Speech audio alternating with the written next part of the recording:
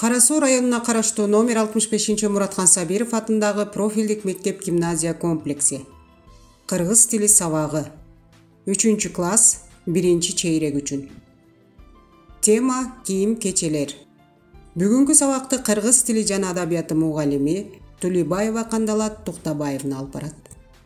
Саламатсыздарбы, урматтуу ата-энелер жана кымбаттуу окуучулар.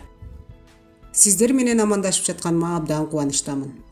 Балдар, баарыңар керектүү окуу куралдарыңарды даярдап, ыңгайлуу отуруп, бүгүнкү кыргыз тили сабагын күтүп жаткан болсоңор керек. Анда эмесе баарыңарга жагымдуу маанай каалап, бүгүнкү кыргыз тили сабагыбызды 4 сап ыр менен баштагым келип турат. Сүйүктүү менин мектебим, кандай сонун окуган, кандай сонун достор менен китеп окуп олтурган. Баарыңардын мектепте жүргөн күндөрүңөр эсиңерге түштү деп ойлойм. Анда эмесе өзүңөрдү мектептегидей элестетип, бүгүнкү сабакка баарыңар активдүү катышасыңар деген ойдомун. Бүгүн 9 айынын 23-ü, күнгө жума.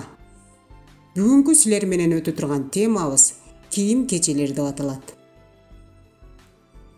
Балдар, ар бир ишти баштоонун алдында максат коюп алуу керек. Анда эмесе бүгүнкү сабагыбыздын максаты менен силерди тааныштырып кетейин. Бүгүнкү сабакта силер кийим кече жөнүндө маалымат аласыңар. Жаңы сөздөрдүн маанисин түшүнүп, сүрөт боюнча өтүлгөн сөздөрдү эстеп сүйлөм түзөсүңөр. Сүрөт, текст, көнүгүүлөр аркылуу кийим тандоодогу эстетикалык табитиңер жакшырып, эске тутууңар, элестетүүңөр өнүгөт. Алган билимдериңерди турмушта туура пайдаланып, ата-энеңердин силерге болгон камкордугун баалоо керек экендигин түшүнүп аласыңар.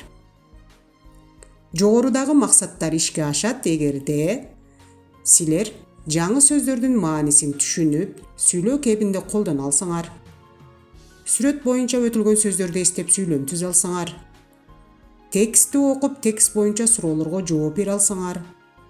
Сүйлөмдөрдү толуктап жаза алсаңар. Кандай деген суроого жооп бере алсаңар. Ата-эненин камкордугун баалай билсеңер жана кийим кечелерди кантип тандап алуу керек экендигин билип алсаңар, бүгүнкү сабагыбыздын максаты сөзсүз түрдө ишке ашат деп ойлойм. Анда эмесе сүрөткө көңүл бургула балдар. Булар эмнелер? Азаматсыңар. Булар кийим кечелер. Мында түрдүү кийим кечелердин сүрөттөрү тартылган. Мисалы, өтүк, кепка, колкап, байпак, куур, моюн орогуч, ич кийим, шым, сарафан, бел көйнөк, көйнөк, кемсел, жемпир, күрмө жана башка кийим кечелер. Балдар, билесиңерби, кийим кечелер 4кө бөлүнөт. Баш кийим, сырт кийим, ич кийим жана бут кийим болуп. Мындан сырткары кийимдерди дагы 3кө бөлөбүз. Алар эркектердин кийимдери, аялдардын кийимдери жана балдардын кийимдери. Билесиңерби балдар, биз кийимдерди тандап алууда сөзсүз түрдө мезгилге карап тандап алышыбыз керек. Мисалы, жазында жазгы кийимдерди кийишибиз керек. Жайында жайкы кийимдерди, күзүндө күзгү кийимдерди жана кышында жылуу кийимдерди кийишибиз керек экен. Башкача айтканда, кышкы кийимдерди кийишибиз керек экен.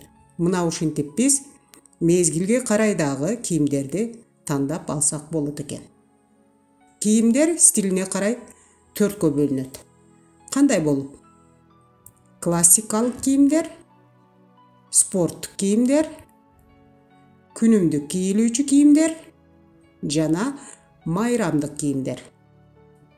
Жогоруда сүрөттү карагыла балдар. Бул кыз эмне кийип турат?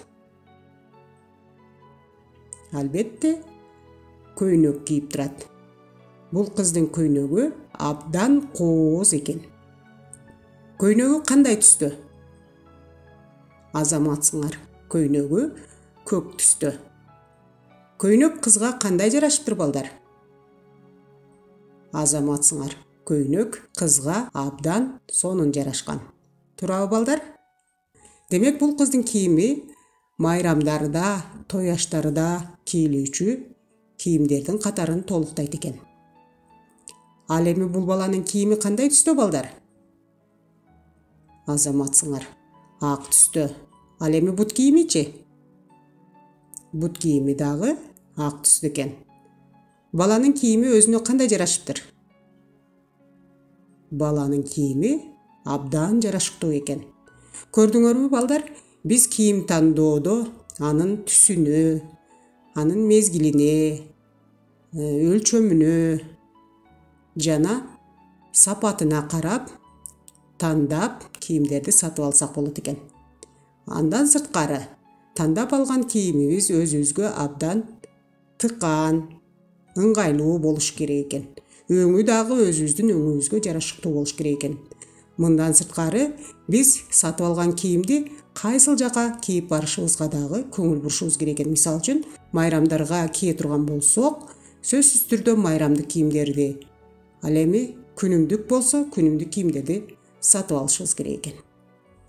Келгиле анда эмесе, кийимдер жөнүндө кеңири маалымат алдыңар. Эми китебиңердин 41 бетиндеги 2 көнүгүүгө көңүл бурабыз. Мында сөз айкаштарын түзгүлө деген тапшырма берилген. Биринчи катардагы сөздөр кандай деген суроого жооп берет экен. Экинчи катардагы сөздөр эмне деген суроого жооп берет экен. Кооз эмне балдар? Кооз көйнөк. Азаматсыңар. Кызыл эмне? Кызыл жагоо десек болот. Карагыла. Узун эмне бар экен бул жерде? Узун кур. Курду билесиңерби балдар? Кур бул ремен. Кыска эмне? Кыска күрмө. Жалпак такалуу бут кийим. Гүлдүү моюн орогуч. Лакталган туфли. Ак көйнөк. Бийик такалуу өтүк. Жана сыя көк шым. Мына көрдүңөрбү балдар, биз сөз айкаштарын түзүп алдык. Эми 3 көнүгүүгө көңүл бурабыз. 3 көнүгүүдө сүйлөмдөрдү толуктагыла деген тапшырма берилиптир. Көп чекиттин ордуна биз керектүү сөздөрдү коюп, сүйлөмдөрдү толуктап, дептерибизге жазышыбыз керек. Балдар, анда эмесе колуңарга калем сабаңарды алып, баарыңар дептериңерди ачып, 3 көнүгүүнү толуктап жазгыла. Бул баланын аты ким? Бул баланын аты Айбек. Анын көйнөгү кандай? Анын көйнөгү ак. Жагоосу кандай? Жагоосу кызыл. Курунун өңү кандай? Курунун өңү кара. Бут кийими болсо жалпак такалуу. Анын өңү кандай? Анын өңү кара. Баланын кийимдери кандай? Баланын кийимдери жарашыктуу. Көрдүңөрбү балдар? Биз көп чекиттин ордуна керектүү сөздөрдү коюп, сүйлөмдөрдү толуктап алдык. Анда эмесе кийинки сүрөткө көңүл бурабыз балдар. Кийинки сүрөт боюнча биз 3 суроого жооп беришибиз керек экен. Бул кандай дүкөн? Азаматсыңар. Бул кийим кече дүкөнү. Сүрөттөн кимдерди көрүп турасыңар? Сүрөттөн апасын жана кызын көрүп турабыз. Алар эмне кылып жатышат? Алар кызга көйнөк тандап жатышат. Көрдүңөрбү балдар? Демек бул сүрөттө кийим кече дүкөнү тартылыптыр. Силер дагы кийим кече дүкөнүнө бардыңар беле балдар? Азаматсыңар. Демек кийим кече дүкөнүнө барганда сөзсүз түрдө биз өзүбүзгө кийимдерди сатып алууда өлчөмүнө, сапатына, баасына, мезгилге, стилине карап тандап алсак болот экен. Келгиле анда эмесе бүгүнкү сабактагы жаңы сөздөр менен таанышып алабыз. Даярсыңарбы балдар? Баарыңар мени менен жаңы сөздөрдү окуп, маанисин түшүнүп алгыла. Чоңдор үчүн. Для взрослых. Иним экөөбүзгө. Нам с братиком. Гүлдүү. С цветочками. Кубанычтуу. Радостные. Кайттык. Вернулись. Азаматсыңар. Мына биз жаңы сөздөрдү окуп, алардын маанисин түшүнүп алдык. Анда эмесе силер менен биргеликте баарыңардын китебиңердин 41 бетиндеги кийим кече дүкөнүндө деген текстти окуйбуз. Даярсыңарбы балдар? Анда эмесе мен азыр окуп берейин. Силер кунт коюп угуп тургула. Кийим кече дүкөнүндө.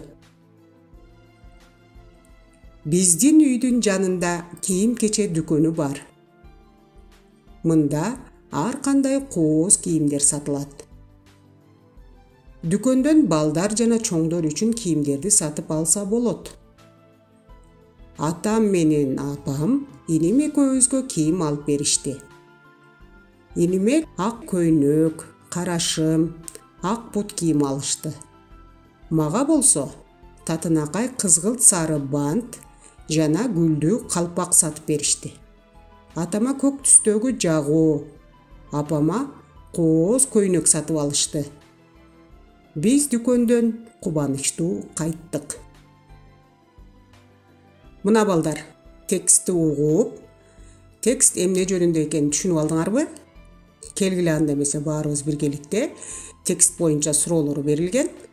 Анда эмесе текст боюнча суроолорго жооп беребиз. Биринчи суроо. Үйдүн жанында эмне бар? Азаматсыңар. Үйдүн жанында кийим кече дүкөнү бар. Экинчи суроого көңүл бурабыз балдар. Анда эмнелер сатылат? Анда кооз кийим кечелер сатылат. Үчүнчү суроо. Дүкөнгө кимдер барышты? Балдар, дүкөнгө кимдер барды? Дүкөнгө атасы, апасы, баласы жана кызы болуп барышты. Төртүнчү суроого көңүл бурабыз. Алар эмне сатып алышты балдар? Алар атасына көк жагуу, апасына кооз көйнөк, баласына ак көйнөк, ак бут кийим, кара шым жана кызына кызгылт бант менен гүлдүү калпак сатып алышты. Мына балдар, биз силер менен текст боюнча берилген суроолорго жооп бердик. Анда эмесе бүгүнкү сабагыбызды жыйынтыктайбыз. Балдар, бүгүнкү сабакта биз силер менен кийим кечелер жөнүндө кеңири маалыматка ээ болдук. Кандай деген суроого жооп бергенди үйрөндүк. Сүрөт боюнча суроолорго жооп бердик. Сөз айкаштарын түздүк. Сүйлөмдөрдү толуктап дептерибизге жаздык. Жаңы сөздөрдү окуп, маанисин түшүнүп алдык. Текстти окуп, текст боюнча суроолорго жооп бердик. Ата-энелердин балдарга болгон камкордугун түшүнүп алдык жана кийим кечелерди кантип тандоо керек экендигин үйрөнүп алдык. Балдар, бүгүнкү сабак силерге жаккан болсо, мен абдан кубанычтамын. Анда эмесе үйгө тапшырма китебиңердин 41 бетиндеги 4-көнүгү. Текстти окуп дагы бир жолу тексттеги кандай деген суроого жооп берген сөздөрдү дептериңерге көчүрүп жазасыңар. Ушуну менен бүгүнкү сабагыбыз өз аягына келип жетти. Кийинки сабактардан жолугушканча саламатта калгыла.